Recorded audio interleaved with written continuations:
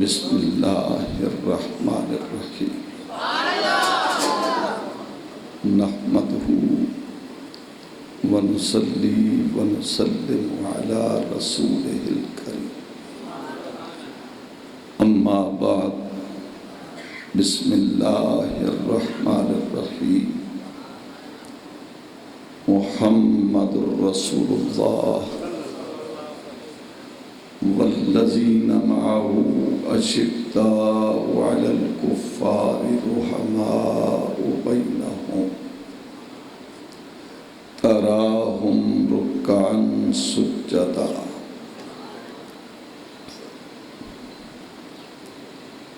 رمضان المقدس کا یہ تیسرا جمعۃ المبارک ابھی میرے چھوٹے بیٹے عزیزم صاحبزادہ حافظ محمد فیض الحسن سے اس شخصیت کا ذکر سن رہے تھے جس کے ذکر کرنے سے کمزور لوگوں کو طاقت اور جرت مل جاتی ہے۔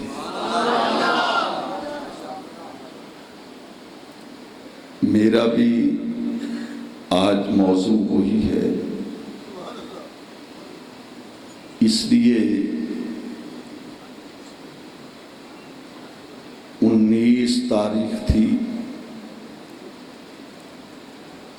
دن جمعے کا تھا، وقت سحری کا تھا،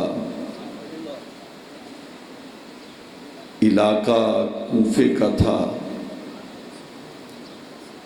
اور اس کی جامعہ مسجد کے منبر و محراب پر مولائے کائنات سجدہ ریز ہیں، اور ایک بدبخت شخص ابن ملجم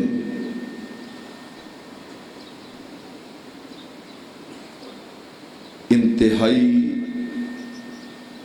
بے دردی کے ساتھ مولائے کائنات شیر خدا اسد اللہ الغالب علی ابن ابی طالب داماد پیمبر فاتح خیبر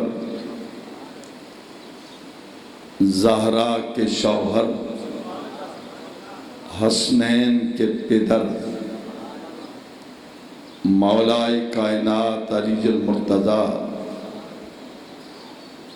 کی گردن پر جب وہ بدبخت ضرب لگاتا ہے تو مولائے کائنات کی زبان سے نکلتا ہے سبحان ربی الاعلیٰ۔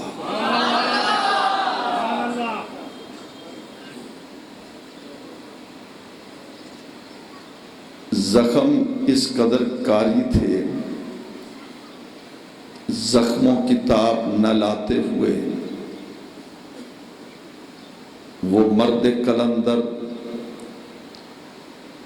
وہ داماد پیمبر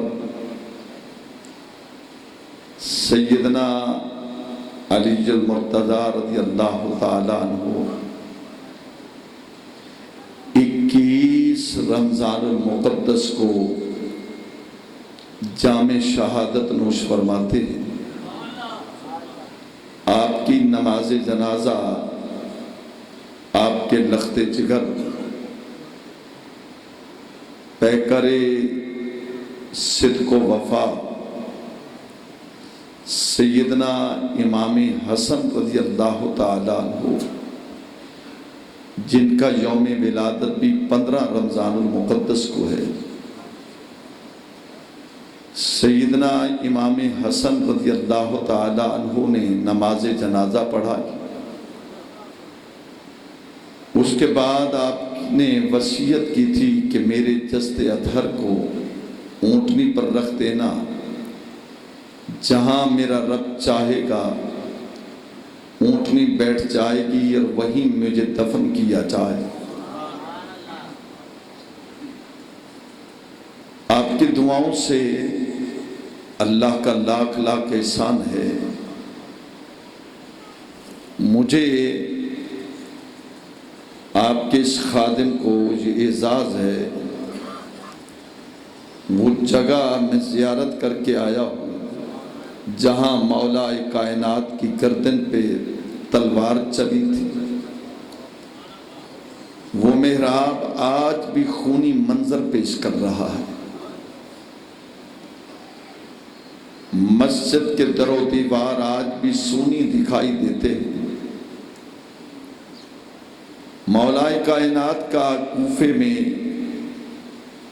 گھر تھا، آج بھی وہ موجود ہے۔ ان لوگوں نے کوفے کی سرزمین پر ایسی چیزوں کو بہت احتیاط کے ساتھ سنبھال کر رکھا ہے۔ کربلا کے دورے کے دوران بڑے بڑے مناظر دیکھنے میں آئے۔ وہ جگہ دیکھی جہاں امام علی مقام رضی اللہ تعالیٰ عنہ کو سجدے کی حالت میں شمر نے گردن پہ خنجر چلایا، اور وہ جگہ بھی دیکھی جہاں ان کی بہن سیدہ حضرت بی بی زینب نے دزدیدہ نگاہوں سے اپنے بھائی کی شہادت کا منظر دیکھا۔ کوفے میں جہاں آپ کو غسل دیا گیا اس جگہ کی بھی زیارت کی، اور وہ مکان آپ اسی سال ملک محمد رفیق صاحب ہمارے پیر و مرشد حضور قبلہ پیر طریقت رہبر شریعت حضرت سید مرتضی امین شاہ صاحب سجادہ نشین آل و مہار شریف کی قیادت اور سیادت میں یہ قافلہ گیا تھا۔ انہوں نے بھی آ کر بتایا، لیکن میں آپ سے جو شیئر کر رہا ہوں ایک بڑا سبق آموز واقعہ۔ میں جب مولا کائنات کا ذکر کرتا ہوں، شیر خدا کی عظمتوں کو سلام کرتا ہوں، میری سوچ اور میرا دل، میرا ہاتھ تھکتا نہیں، میری زبان تھکتی نہیں، دل چاہتا ہے مولا علی کی عظمتوں کو سلام کرتے کرتے تھکو نہ، بلکہ تمنا ہے ذکر علی کرتے کرتے موت آ جائے، کل قیامت کے دن مولا علی کہہ سکے مولا اسے چھوڑ دے، یہ تو ذکر علی کرتے کرتے تیری دنیا سے آ گیا تھا۔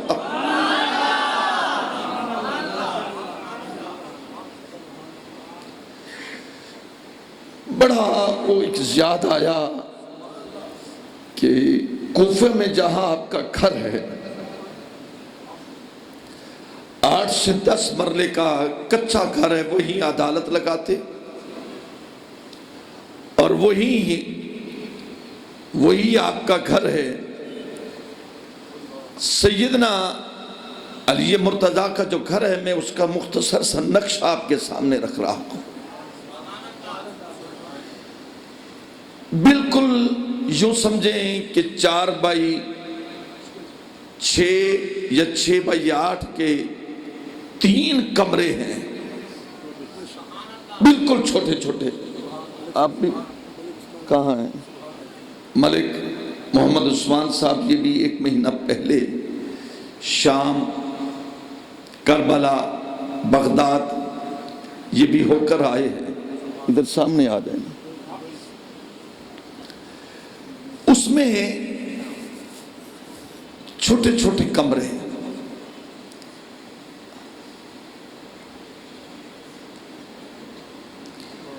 جب ان قبروں کے اوپر نام لکھا ہوا تھا تو پڑھ کر کلیجہ پھٹتا تھا کہ کونین کا والی ہو، ہمیں تو ایکڑوں اور مربوں کے مکانوں میں چین نہیں ملتا، لیکن جس کے گھر میں شریعت نازل ہو، طریقت آئے، اس مولا علی نے اپنے بچوں کے لیے چھوٹے چھوٹے گھر بنائے، مکان بنا۔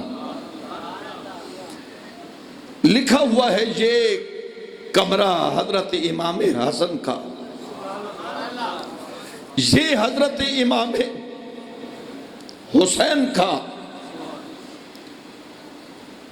اور ساتھ ہی قبلہ شیخ حسن صاحب اللہ آپ کو سلامت رکھے، چھوٹا سا کمرہ لکھا ہوا ہے کہ یہ بی بی زینب کا کمرہ، 3 بچوں کے علیحدہ علیحدہ کمرے، مولا کائنات کا ایک علیحدہ حجرہ، کیونکہ سیدہ فاطمہ الزہرا رضی اللہ تعالیٰ عنہ سلام اللہ علیہ کا تو مدینہ میں وصال ہو چکا تھا۔ اب یہ مختصر سی فیملی اس گھر میں رہتی ہے، جو واقعہ پیش کر رہا ہوں اس کو سب حضرات توجہ سے سنیں۔ تھوڑی سی بات ہوئی امام حسن اور امام حسین کے درمیان، بھائی تھے، بھائیوں میں باتیں ہوتی رہتی ہیں، اختلاف رائے کوئی جرم نہیں ہے، گھر میں بھی باتیں ہیں، میری اور بات ہوگی، میرے بھائی کی اور بات ہوگی، اپنا اپنا موقف ہوتا ہے۔ سیدنا امام حسن کا موقف اور تھا، امام حسین کا موقف اور تھا۔ سیدنا امام حسن کیونکہ بڑے تھے اور ہم شکل پیغمبر تھے، سر سے لے کر سینے تک ہم شکل پیغمبر امام حسن ہیں، اور سینے سے لے کر پاؤں تک ہم شکل پیغمبر حضرت امام حسین ہیں۔ یہ دونوں شخصیات آپس میں بات ہوئی تو اس کا نتیجہ ابھی نہ نکلا، تو امام حسن بڑے تھے، وہ تھوڑے سے ناراض ہو کر اپنے حجرے میں چلے گئے، امام حسین اپنے حجرے میں۔ اب دونوں نے خیال کیا کہ وہ مجھے منائے اور اس نے کہا وہ مجھے منائے۔ بالآخر امام حسین نے کاغذ اور قلم اٹھایا، خط لکھا، یا اخی المکرم السلام علیکم۔ لکھا کیا؟ توجہ سے سنیے۔ کہنے لگے بھائی جان، میں نے اپنے نانا محمد مصطفیٰ سے سنا تھا کہ جو روٹھے ہوئے کو پہلے منائے وہ جنت میں پہلے جائے گا۔ میں نے خیال کیا کہ میں آپ کو آؤں اور مناؤں، مگر جنت میں تو پہلے میں جاؤں گا۔ آپ ایسا کریں، یہ میرا خط ملے، آپ مجھے منانے آئیں تاکہ جنت میں پہلے آپ جائیں۔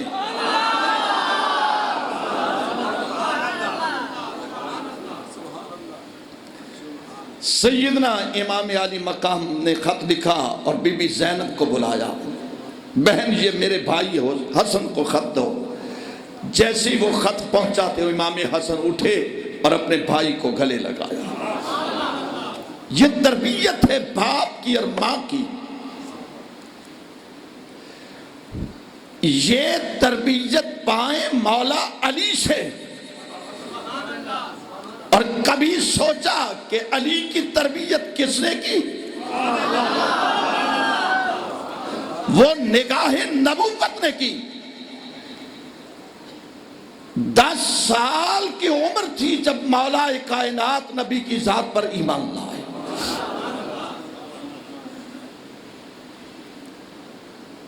4 شخصیات جنہوں نے سب سے پہلے دولت ایمان حاصل کی، حضرت ابوبکر صدیق مردوں میں، سیدہ خدیجہ الکبریٰ عورتوں میں،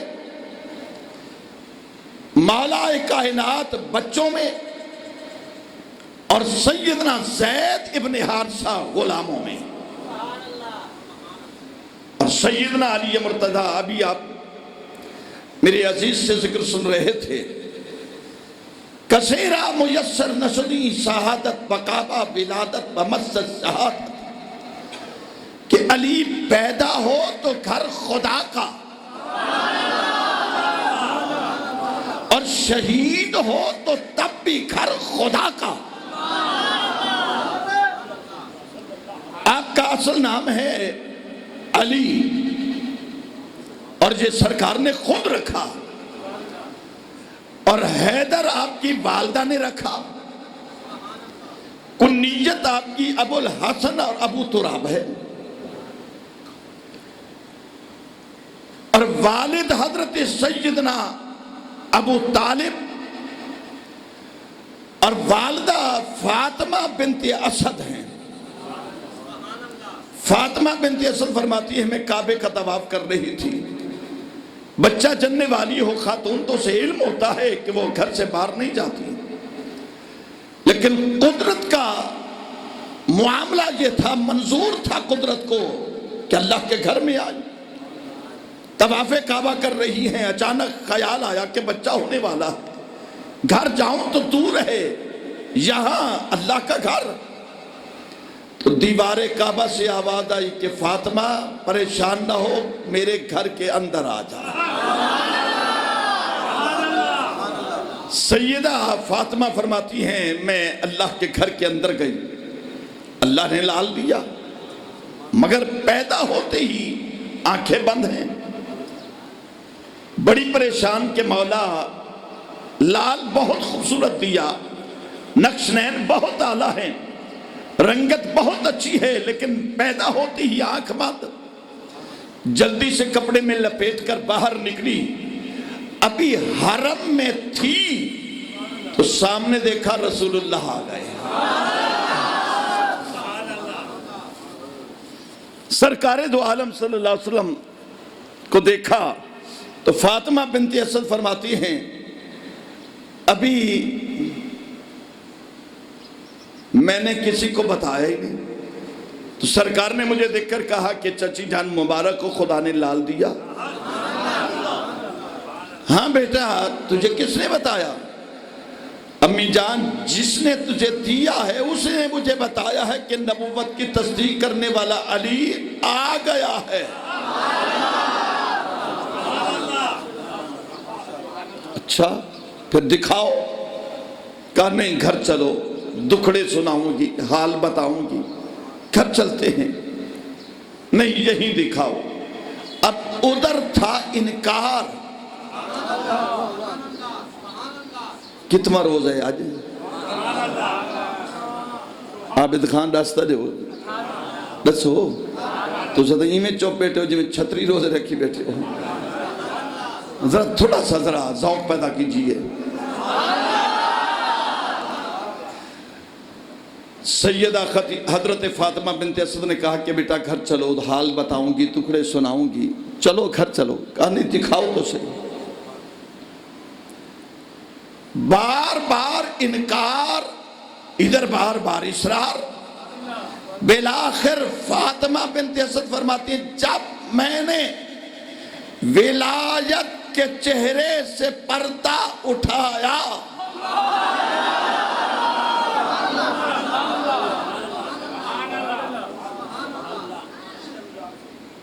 اصرار تھا نا کہ چہرہ دکھاؤ، فرماتے ہیں جب میں نے ولایت کے چہرے سے پردہ اٹھایا تو میں سمجھ رہی تھی آنکھ بند، سمجھ رہی تھی پیدائشی نابینا، سمجھ رہی تھی پیدائشی نگاہ ختم، دیکھتے نہیں، لیکن جب ولایت کے چہرے سے پردہ اٹھا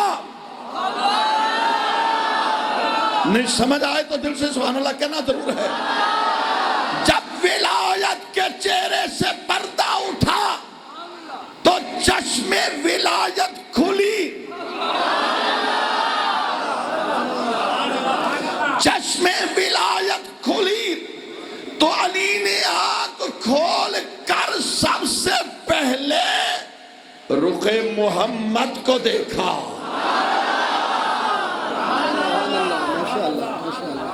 اس لیے سرکار فرماتے ہیں النظر الی وجہ علی عبادہ. علی کا چہرہ دیکھنا بھی عبادت.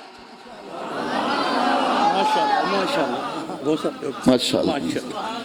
علی کا چہرہ دیکھنا عبادت. وجہ کہ ہر صحابی کسی نے 30 برس کی عمر میں دیکھا, کسی نے 40 سال کی عمر میں دیکھا, کسی نے 50 برس کی عمر میں دیکھا. صاحبو سمجھو شاہی مسجد. بیٹھ جاؤ, اس کا پہلے انتظام کیا کرو. اصل میں کچھ کریں تو پھر لوگ کہتے ہیں کہ سنو